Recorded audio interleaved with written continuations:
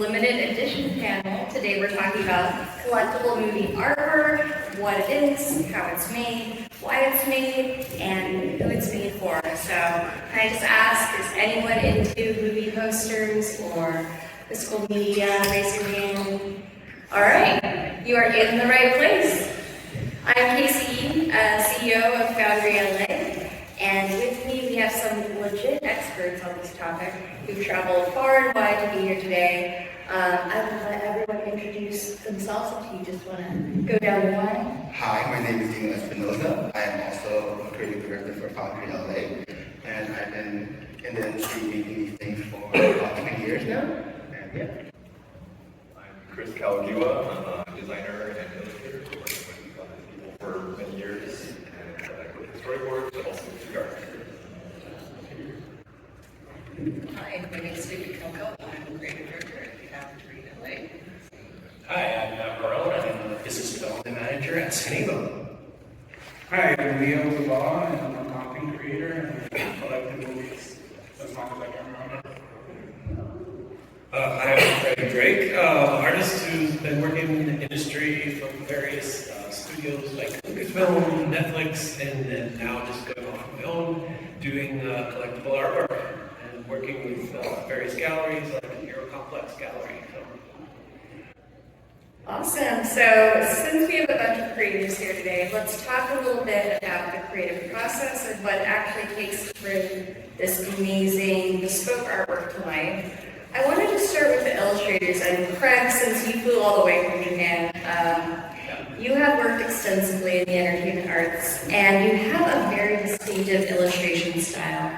Can you tell us a bit about your work and the ideas or experiences that have inspired the art that you do? We're going to go over to Craig's section. Yeah, let me try to sum it up quickly. There's been a lot of inspiration. I think, like many artists and fans, like we digest a lot of stuff and just sort of parse through it in our mind. And actually, it's great that you have those pieces up there. Like I'm a child of the '80s, so a lot of like the '80s energy and like the fire from the '80s and like the strength.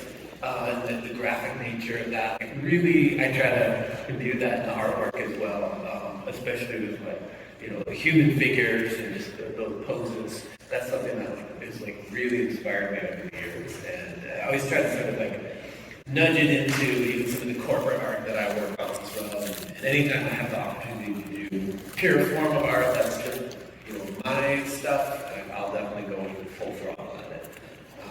So yeah. Probably a quick summation of inspiration. There we go. There's the gallery, magic cards. Yep. Rachel, screen print. Chris, so we've worked together for quite a while now, and you did a adult children's book for Deadpool. It's not as bad as it sounds. Yeah, it was amazing, and it was all done. Yeah. It was made with like not for children's book, and that was a specialty packaging where it was like an actual children's book. And the challenge of this was I had to draw it before the movie came out, and a lot of it was I think in your office you can see we were just like old solution thoughts. So here's the basics. And based on that, I made for illustrations and all that. Usually, when they're just walking with the camera, there's a funny little bit with very meta, because in the text it says that the artist is supposed to draw like a bombastic fight scene, but they haven't seen the movie yet, which was true. Like all they were to say was just like green, yeah, that stuff. And so that's why they're just walking with the camera, because that's all I had to base it on. It was very to be able to work on like Marvel fans forever, so getting to work on is truly actual like physical watercolor pieces for rare digital, but some of it, What would you guys say is the difference between designing and illustrating for commercial artwork versus for fine art? It really comes down to like cooks in the kitchen. I think we were talking about this last night. So yeah, any job that you work on, there's always multiple stakeholders, and I won't bore you with the details. A lot of times it'll start off with a very pure vision, and then many people come in and have their say in it. It takes sort of a thick skin to sort of make it through that entire process. It's good because there's good feedback, and it can actually elevate the piece that you're working on. But it's definitely not pure. Commercial art is not pure. But when you do have the opportunity to do your own fine art on the side without any input, it has this level of satisfaction. I think any human can kind of relate to that. It's something that you created without any other input. It's something that's personal and you're very proud of it. So yeah, to me that's kind of the difference. Do you feel like with so many hands in there, do you feel like it ruins the art that you put out? It depends on hands, I've had some great experiences where I've had people who sort of like fostered my creativity, over the years, and those hands have like really helped me to like elevate the pieces over the years. Working with more skilled art directors. But yeah, you get to marketing people who they're not necessarily creatively minded. They're all about what works and the money, and but at the same time, it's like you, as a commercial artist, you have to be sensitive to that. You have to act. That's your job, is to work on that level and be cool with that. So it just takes a little thick skin. If you can sort of switch gears and operate in that mode, then I'm curious, do you start by pencil anymore, or do you just jump into digital? I do really terrible napkin sketches, and I've even submitted those to clients as like proof of concept, and they're like, "Oh, this is great," and then I'll take way too long to go to the next step. But yeah, always start with like some sort of terrible pencil sketch. And did we actually have a few samples of artwork that didn't go to finish? I think there was a sneak peek that we could get at the end. I think I should have done that. Yeah, there should Oh, be I see. some in the slides that I sent. Yeah. Yeah, some of the slides that is in here is not finished probably. Yeah, I can just start. And, well, also Vicki, as a creative director, I'd love to ask just what are some of the challenges that people might not know about when designing? Well, I think as Kurt kind of pointed out, when you're doing fine art, you're doing it for yourself. When you're designing, especially our line of work, designing steelbooks and other commercial collectible art, there's a lot of considerations. There's a lot of sometimes legal considerations. People have to be, actors have to be of a certain size. They sometimes have to be in a certain order. There are usually very limited assets for things like this. When it's not illustrative and you're doing a photo real work, you're limited to whatever the clients can find in the archives. And for older titles, things, get lost throughout the years. So, something in the 70s would have been like thousands of images, and by the time it gets to us in 2025, here's the 5 shots. Yeah, or they can be scanned in really poorly, but it's like you gotta work your magic and you have to work around what you have. So there's definitely a lot of those kind of challenges and considerations. Something I didn't think about as an illustrator, like you have to have assets to work from, because usually that's kind of when you're drawing from your brain, you're kind of fishing out, putting in the details, the whole cloth. But if you're having to keep likeness and stuff, there's a limitation. Like you can't use this shot because you have to be light or something, and that's all the stuff that people don't really know about until after. Dino, I'm so sorry. I think we had a little section on collectability too then. Oh yeah, so they actually asked me a week ago to have the history of collectibles. And so I'll just do a really quick rundown of this very important section. And the 1910s, the 1940s, they started making lobby cards and posters for movies to promote them, but these were like all free. So they were just giving them out.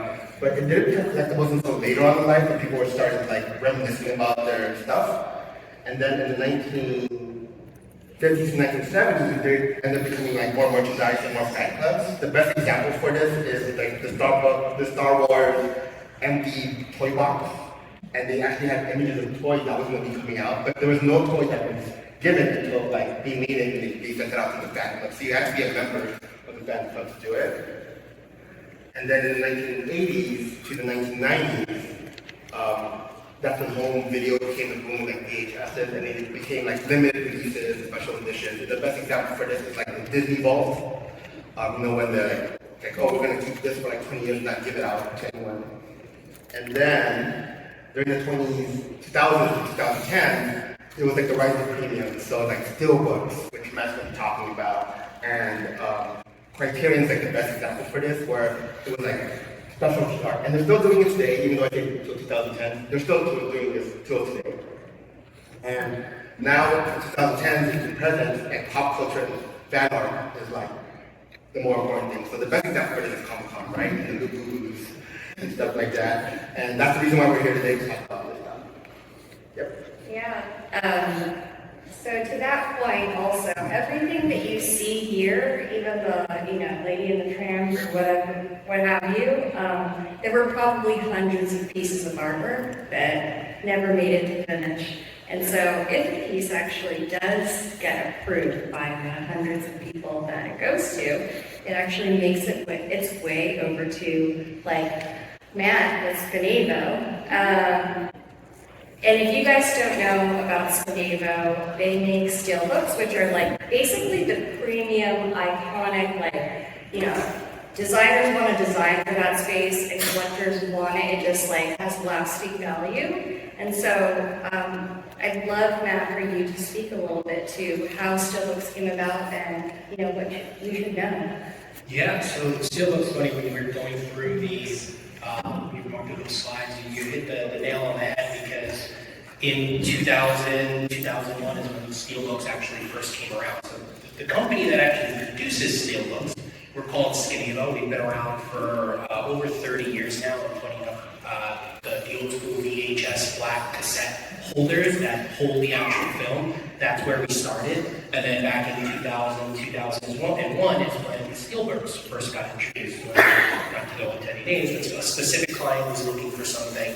And then pretty much one of the most iconic pieces when it comes to collecting videos and collecting now DVDs and Blu-rays came to be, which is now steelbooks. And they are a fun process. Yes. With steelbooks specifically, you get to have a little bit more fun with the art that goes onto it instead of the generic, poster art or the traditional just commercial art to it. They can really kind of go out and have some fun. And with that, taking it a step further now in 2025, we have branched out into a lot of different categories, all still with home entertainment and video games, of course, as well. With our Icon Art line, which is shown up there, which we just, I think it was last week with Scarface and Five Nights at Freddy. We have a really cool limited edition Icon Art package that's up at Amazon. Our library cases, which we've done for Avengers, a lot of anime with Crunchyroll, a nice little display piece to hold your steelbooks. And then, of course, a Fabella, which is relatively new, but it's a different way to collect your steelbook and art books and fan art. So we're growing with the times, we're having fun with it, and we're very much looking forward to what happens next. This is a question for everyone. I guess, steelbooks have really lasted. So I'm just curious, why do you guys feel like it's just like that one piece of packaging that stands the test of time? It's strong. It's not plastic. What are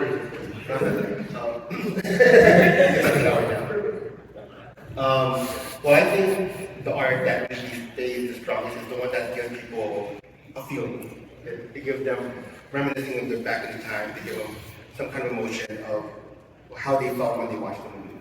Or if it shows something that wasn't part of the movie and it kind of explains a little bit more about the movie. So that's what I think usually lasts a little longer and usually gives a bigger impact. But I'm not sure. What about Leo think about that? I mean, I just spent a lot of money on documents. but these are kind of, if you don't protect them, they kind of get damaged. But I feel like that's what we love. We love something that brings out art in our shelves when we collect them. And definitely the ones that they've done with embossing and just different posters that they put on the steel case, especially like there's Lilo and Stitch that you guys have done, and you guys do like these ones, like character type of steel books. You get new images that you want in your collection, and it just kind of becomes a thing that you always want to buy. And it's, There's a photo that like the Five Nights at Freddy's, they actually have the Freddy's fans there. Not pizza boxes, the packages, you can actually go out and have some fun. yeah, and you kind of something new, and you love it. So like that. Now I want it. Yeah, sorry. Thank you for eBay. So I think it's also in the name of this panel too, it's limited editions. When you think of steelbooks, they're more premium and they're not, I mean, they are globally produced, but they're produced in limited fashion. A lot of the times they're selling out and they're coming with additional content, whether that's, it's the major 4K Ultra HD, there's limited prints inside of them, or posters or things like that. They are becoming more limited in nature, and with that inherentness of a FOMO kicks in, something of that nature, including only, or, yeah, I get it. My credit card hates me for it, but yeah. Definitely don't. There's a lot of Which brings me to another question for you, Leo. So last night we were talking about it, and I asked you how many movies are in your collection. And I think you said we're up to 3,200. 3,200. Wow. How do you categorize it? It's all medical, of course. But we definitely separate steelbooks, 4Ks, and then Blu-rays, and then genre, like horror movies. They got their own different sections and stuff like that. Your blockbuster. But yeah, I think it's the part of like Blockbuster that you kind of go, you used to do that, you wander around your collection, looking to what you want to watch, and that's the nostalgia of it. And I think as a collector, that's what we all love. Kind of when you went with your parents, go to the Blockbuster store, Hollywood Video, and kind of just wander around that store and be like, can we get popcorn, can we get a drink, and pick out a movie to watch with your family that night. So definitely brings that nostalgia. Because you said about that, you were watching your video the first time you saw it, or after me, somebody hold it. Up until then, it's just a digital file, like you're living with it for weeks, months, but up until then, this is the real. Yeah, and it's amazing art you guys do too, because again, I love that steelbook, but the steelbook is so nice and that embossing. That's the other part of the steelbook is that it's multiple pages, it's like a book with things like that, not just limited again. And as a content creator, I love to be able to show people what comes inside the steelbook, what has the disc art and everything like that, and it kind of brings the eye to it, and people want to buy it more, and they're like, oh wow, I didn't know I had that image inside, so now they kind of are intrigued and they want to just go out and buy it.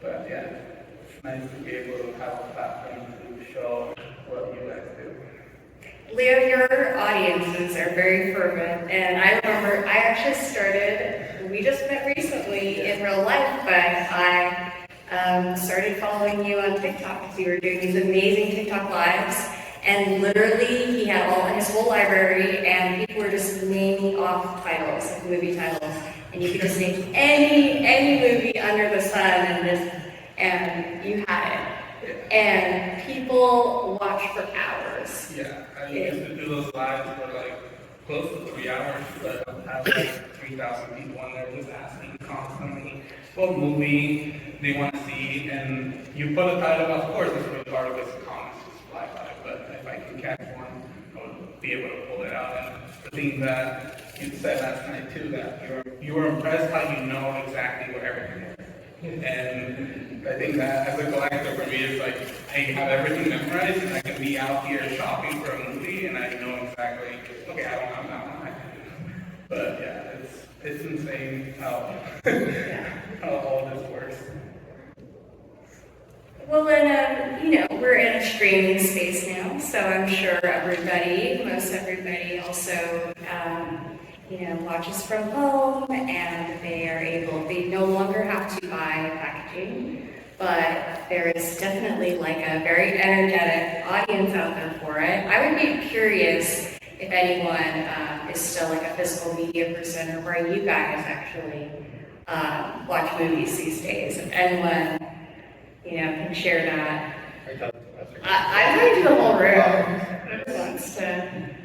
I mean, streaming, of course. I mean, obviously, he only watches digital. He doesn't care about it. Well, the rising of streaming kind of hurt us a little bit because there's a lot of movies that are good on streaming, and like the movie Hush.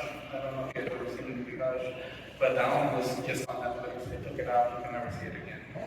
And then Shout Studios decided to put out physical format for it. So that was the part that everybody wanted, and of course everybody went to buy that movie. And I think streaming is taking that away, like that. Let's say in a month it didn't do good, it's gone. And that's the same thing with Willow. They did a series, and now it's gone from Disney Plus. So It's quite hard, yeah. People work so hard on it. And again, everybody was excited to see the series, but now let's say someone sees something about Willow and they go, oh, they made a series? All right, let's go to Disney Plus. You can never find it. So that's the part of physical media that it's needed and it keeps it alive. So I was actually reading something and it actually struck a chord because obviously the streaming world is actually hurting the physical world, but it actually said a line in there that said, this is not going to destroy physical media. It'll actually make it stronger because it'll actually prove who the fans are. So the true fans of these movies will probably buy these physical things because they're connected to it more than people that's just watching it through streaming. So we gotta think of it like how vinyls are. People that are fans of music and they like the sound of vinyl, they usually buy the vinyl because it sounds a little warmer. So, and it gives them a little bit more recognition. Like, I'm a Beatles fan, I have the Beatles record. I'm not just a streaming listener. I'm not a basic B-word. But again, there's also something special about typical holding the physical format and putting it down on your vinyl rather than kind of putting the thing down and laying there. There's something special about it. I think we need some vinyl steel case. Giant steel case records. We're doing something like that. Beautiful. I love it. I have an example in my office right now. It's really, really Oh, cool. cool. Yeah. We're doing it. Well, I mean, that's just really quickly when it comes to collecting, whether it's steelbooks or anything. If there is an audience out there for it, the creation can be fun for it, the marketing can be fun for it. So whether it's a vinyl steel case, a steel book, our icon art, we're looking at different facets of trying to build something for you, the audience, and where you're going to place it. Specifically with our icon art, me specifically, I only have so much shelf space for my collectibles, my statues, my steel books. So now being able to have a limited edition, really nice fun art for you all to create to put up on the wall. Now there's more shelf space, but it's wall space. So It was something we talked about last night too, that now as an adult, we have a living room. yeah. Like now it's like we have the space. Wait, where? As kids, we didn't have that space, and now it's like we have the space to go whatever we want. But we also talked about you can actually look at someone's physical movie collection and kind of judge them on who they really are. Are you and me gonna buy if I look at your movie collection? It's because I'm a little pony, But it's true that you can't really instantly see that in your stream. Like, we don't have that skew anymore, right? It's just easy. You can your algorithm tells you what things you're gonna like. But if you're committing to getting it something on DVD or Blu-ray Steelbook especially, that means you really love it, right? I think that's something that you can't replace, especially as long as you live in a physical space. I mean, we're at that right now. There's always going to be collectors. There's always going to be people that are more on something physical. I mean, the lines that are coming to your house can only produce so much. So I don't care what anyone says. You're getting 4K streaming. You're really not getting 4K streaming. I'm sorry. The only way to really truly get that is your audio and video file, like with vinyls and with really expensive TVs and Blu-ray players, is having the disc and of course having the special edition steelbook. Sorry, not sorry. But I think as you guys ever want to start collecting too, just start with what you love. I don't think you guys should just start because you guys want to make a library of movies. Just you love and watch it at the best quality possible. The streaming will never give you the best quality possible. I'm curious if you actually watch everything that you get. You use it before? Like when you first get the Blu-ray, you actually still watch it? Yeah, I think the most recent one I got was Thunderbolt steelbook. But I watched it, yeah, the quality was great. I loved how it looked, everything, the audio, everything is, you can kind of, especially in older movies, like we were talking time cop, I'm gonna see how good the quality is and everything.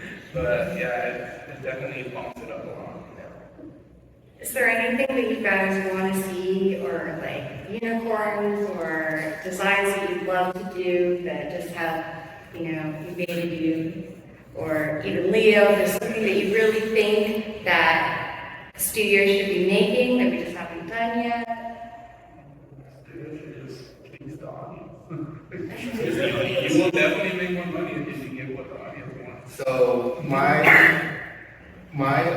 unicorn, or my holy grail that I've never been able to attain is a package that the person that's holding it finishes it. So I think I've seen Midnight Caller many times.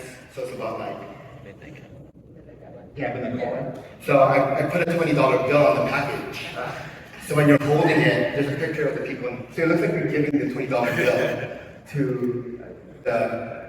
the characters. But obviously the studios are saying you can't do that. That's too real.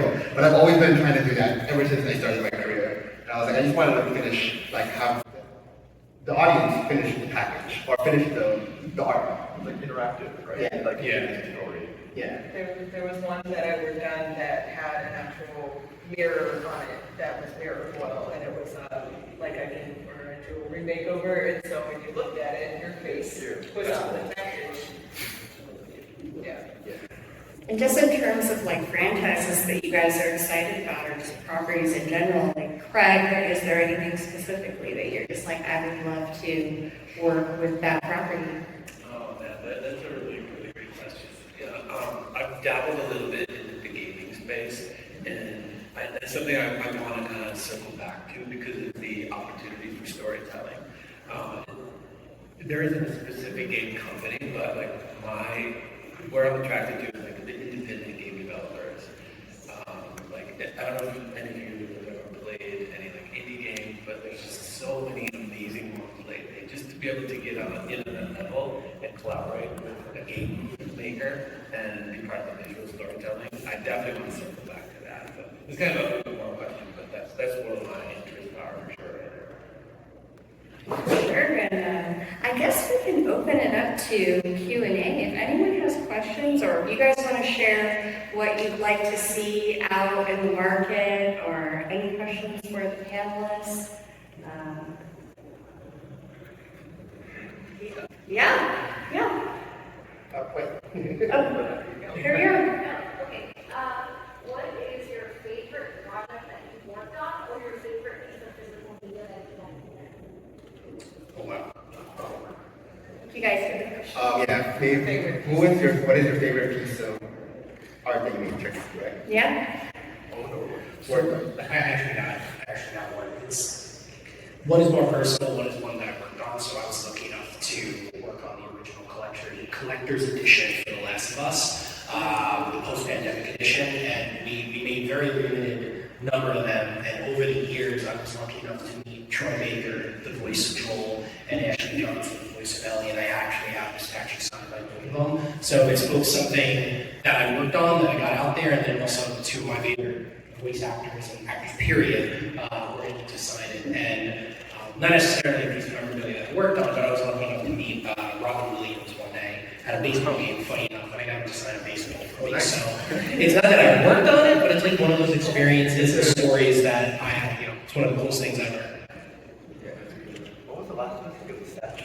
It was Joel. It was the original one that came out in 2012 or 13, and it's Joel and Ellie kind of sitting next to an old newspaper, like you just see on the sidewalk of New York City, the newspaper one with everything kind of like destroyed in the post-apocalyptic world, and just their expressions and everything that was going on was wild. It was, yeah, that was a fun project to work on. Yeah. So what I'm thinking of right now, since we're in Comic-Con, it is one of my favorites, but I can't really say favorites because I feel like my first was in era, so like the first thing that I published and stuff like that. But the one that I remember since we're talking about Comic-Con is we did the Comic-Con Deadpool seat covers, the toilet seat covers. It was actually Vicki's idea, and the only reason why I like it is because I like things that wasn't meant to be collectibles but ended up becoming collectibles. Because I remember people were stealing the toilet seat covers. Yeah, you know, right? Yeah. Nobody else has seat covers. Exactly. So my favorite kind of collectibles is things that wasn't meant to be collectibles but ended up becoming collectibles because it's just unique, where people just wanted it. Yeah, the promo space, like everything seems to have been done, but it's really just trying to squeeze out that one little thing. Like, who would have never thought? I think this year there's more people kind of copying the fandom space as an advertising area, but it's like it fit perfectly for Deadpool 2, for that character, for that movie. It had to be number 2, right? It's like there's only certain things that can be timed, and yeah, Did it thing in bathrooms room? yeah. It works. It was so silly to pitch for that movie because we had a bunch of ideas, we threw a bunch of stuff, and I'm so glad that actually, like, wow, actually getting to do it. It's so cool. Almost didn't get it. Right, almost did it. Yeah. And this gentleman here? This year they have Naked Gun, which is For the ladies, it's in the urinals, only in the men's bathroom, because it says not streaming anywhere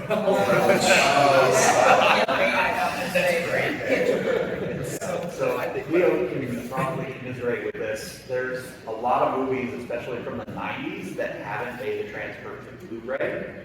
And I personally kept begging for certain ninjas, and nobody so that would be something that I would like to see. Is there something that you guys would like to see that is only on DVD that hasn't transferred to Blu-ray or 4K? I mean, my favorite movie is Cool Runnings. I just want to use that movie. Yeah. So cool. Yeah. So I would love to One movie that you guys would judge me on what I like, but I love white chicks. Stop judging, alright? I love white chicks, and they only have a DVD. And I would love to see that come to a Blu-ray, even on 4K, I'll buy it. So it's interesting to say that we've got a brand that's going on out there, and that's kind of where the icon art for Scarface and Five Nights at Freddy's is from. It's called Titans of Cult. One of the first ones we did was the original Gladiator, putting out a really cool steelbook, a nice little stand for it. So with that, because it's called Titans of Cult, both the movies that we're all talking about here, it kind of fits because it's more of what they call like a catalog, something that's not fresh or brand new that's coming out in the next couple of months. It's cult classic. It's Titans of Cult. So I'm noting these. Let's just say that. Don't tease me. But, it kind of goes to your question and your question too. I don't. The holy grail for me, I would probably say, because I've been very, whatever this is called wood. I've been very lucky, whether it's with movies or specifically any kind of video game stuff. I've been able to work with some personal and iconic franchises. However, the one that I've never personally worked on that I would love to create something fun for, funny enough, is Superman. So if I ever have an opportunity to do something like that, I will find a way to make it happen. Man of Steel meets Man of Luck. Yeah. I do know that, like, I think studios, especially like Lionsgate and stuff, are paying more attention to people on the Reddits, and like, they want to kind of hear it, because I feel like they're having attention to the collector market, and I think it's kind of nice that they're going to pay more attention. So, like, what you heard on the tweet. Ernie and Nick have been trying for that forever. There goes the weeds. Yeah, I mean, we want want the to actors to here sign autographs too. Yeah, it's about it, right? And even think of something like Deadpool, right? Like the very first one, that was kind of, right? Like, sometimes I have to let the studios know, like, there's a demand for it, that can come from the, but I think it's always, there's not going to be like more they heard. Just keep saying it. Lionsgate does a really good job with their steelbooks, and there was the one with the nice out that you would flip the slip cover and you would see who's the killer. So very creative, I love things like that. You can kind of interact with it, and it's a nice piece for your collection. Any other questions? Yes, sir. I was kind of curious, like when you go about making a steelbook, do you approach companies that hey, we have a cool idea, like maybe develop our process to tell you what to do, or do they come to you and say, hey, we really want to promote our thing? Yes. It's really, it's a combination of both. We constantly reach out to companies. We have a very great sales team. We're also global. I head up part of the New York office. We have a Calgary office. We have an office in Denmark, which is our home headquarters, excuse me. And then we have one in Hong Kong, China as well. So we have a lot of contacts. But at the same time, there's movies, video games, independent, AA, AAA, independent movies as well. So it's a lot of reaching out, and what I would say is we try to be a partner with them. So a lot of the times they'll come say, hey, Foundry, you created this for you, you go for this steelbook. And then there's a lot of the times where it's like, okay, let's collaborate on this. Here's what we think we can do, whether it's embossing, debossing, or having some fun with art, with glow in the dark or something. More Easter egg with the slip cover going above that. So we try to give as much knowledge and information as we can with it. I hope that answers your question. Yeah, no, that's great. All right, so we have some giveaways, but we're going to make it fun and answer some trivia. So I think Liam's going to help us with this section. So one of my videos, I always ask questions to all my followers and kind of just know what they love and see what kind of movies are their favorites. But for, I guess, Keelan or Evan? You're going to show me and give it away first? This is the first time I've seen it. He's Disney sent these over for you guys. So yeah. Yeah, it's the full, it's not just the steelbook, it's the full movie. Yeah. This transfer is quite nice. Yeah, and we also have Tombstone, right? Yes, and Tombstone. All right, who's familiar with these titles and wants to try to? What was the first question? Who plays the lead of Colin in the Blacksmith Tournament? In Kingdom of Heaven. Who's the lead in Kingdom of Heaven? Yeah, who's the lead? Yes.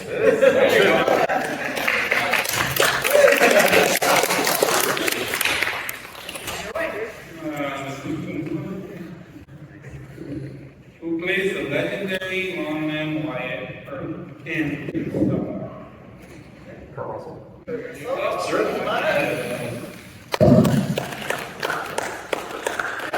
Back to Kingdom of Heaven. What was Bond's profession before traveling in the Holy Land? Sorry, what was his profession before traveling to the Holy Land? The main guy. What does he do? What's his job? What was his job? I guess you going once. Blacksmith? Yeah, go.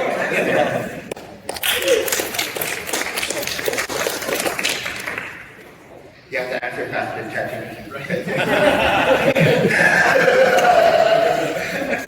Whether it's the actor or the character, who said, "I'll be your Huckleberry"? Val Kilmer. Yes.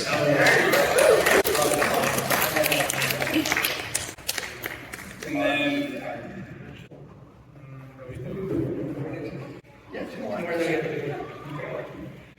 what gift does Jeffrey give Colin before he dies? Kingdom of Heaven. Does anyone know why the king wears a mask? There we go. He has a book. I think. That's it. Because he's black? Yeah. Like, Black? No, not really. Oh, I don't know. Yeah. Reform? Right there. I think he's got it. Yeah.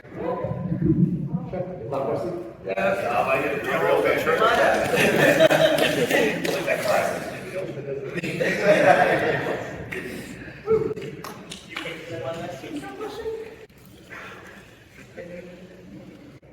What is the genre of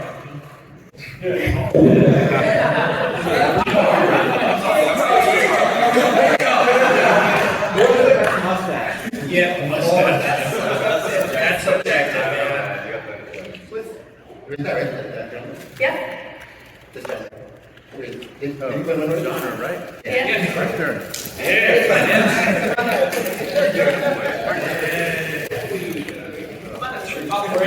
And there's one more really special giveaway.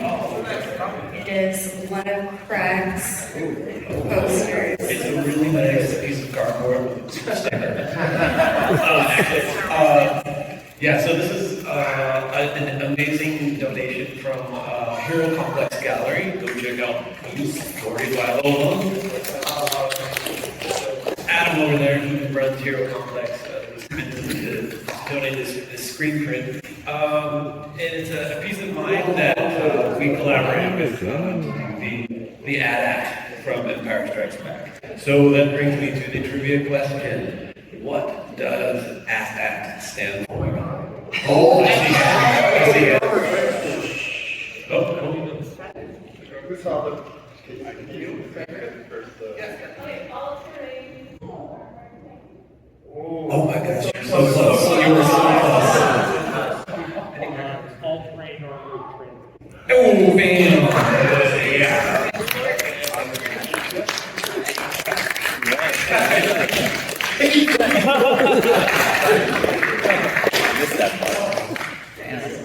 Congrats.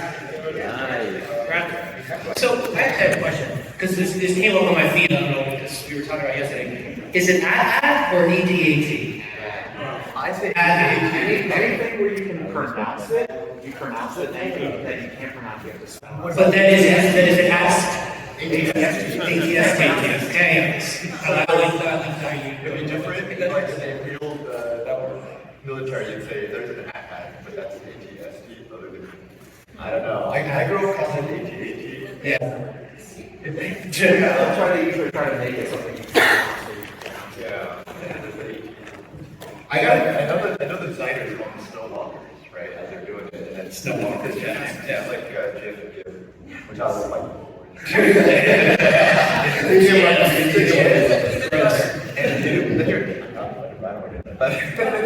But yeah, I go by, but I try not to get too.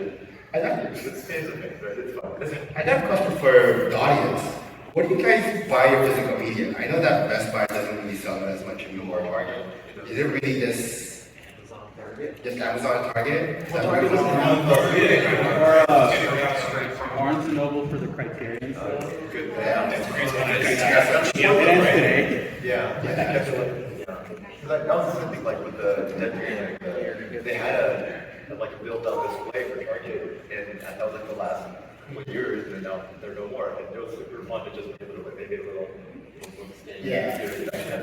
So, but that doesn't exist anymore, and so you have to try to support the physical stores that can work with merchandise and all that stuff. Speaking of physical, I'm going to kind of hop on that. When you're going out and buying your physical media, Blu-rays, steelbooks, if you think of like the limited editions that come with it, outside of like bonus material and things like that, what are some of the things you would want to see with it? If you think of like a traditional limited or collector's edition, outside of stacking, like what are some of the things you'd like to see with it? That lady, right? I mean, I actually have an old piece. It was like some kind of leather jacket on it. That's real. the grease? December jacket, yeah. No, we that one wore. That one wore. I remember that really well. Yeah. So more clothing, more clothing. Yeah.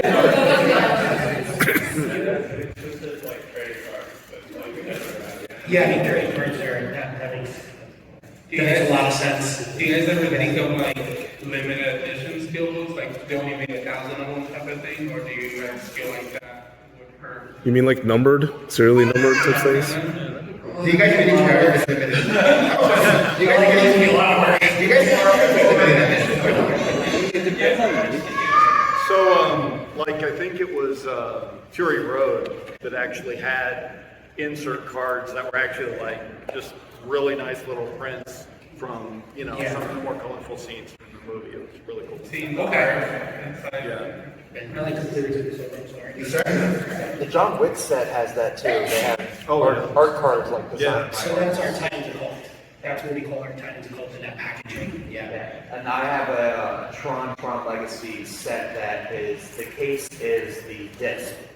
It's the light disc. Oh, nice. And then you open it up and the discs are inside. There used to So be- it's cool for the packaging to be something that's in the movie as the packaging. There used to be some Transformer Blu-rays that would just transform. I remember that.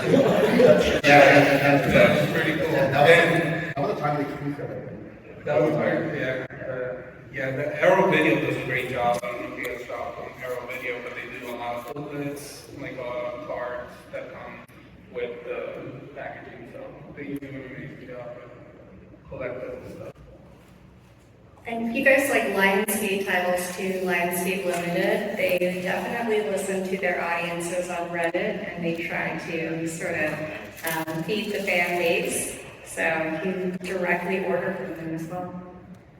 A lot of titles are getting 4Ks and steelbook online, getting some high tension, very old horror movie, definitely getting a 4K soon. And it's title that you probably didn't expect, so. I'm curious because you're international, right? And there's, you get to see, I mean, there's sometimes, there's lots of stuff that we don't get to have, like a Godzilla thing. Right. Only in Europe. And I found it on eBay, but like, I don't know if you've heard of it, you know, like, that's, you must be able to get to see some stuff that we don't get over here, get to see over here, like, you ever found stuff that's like really, He lives in Japan. Yeah. I live in Japan, so sometimes there are like some weird versions of things over there that I'll find. But in general, I find it's like opposite, less stuff. But if you're talking about something, But more rare. that's even more collectible in a sense than it's animated to you. But the funny thing about Japan is a lot of the art's like simplified, but if you go to that anime line, the anime line is like, put as many things, put as many characters, and everything in the digital Netflix. But can you put every single 500 characters? So the main reason has its own aesthetic, you know, you see like the Polish Star Wars posters, like super unique, you know, those aspects, like aesthetics transfer across the whole line. For sure. We could do an entire panel on this like Japanese art and their interpretation of art from the West. Like that in itself is like a really cool thing as well. Next year's panel is Japanese.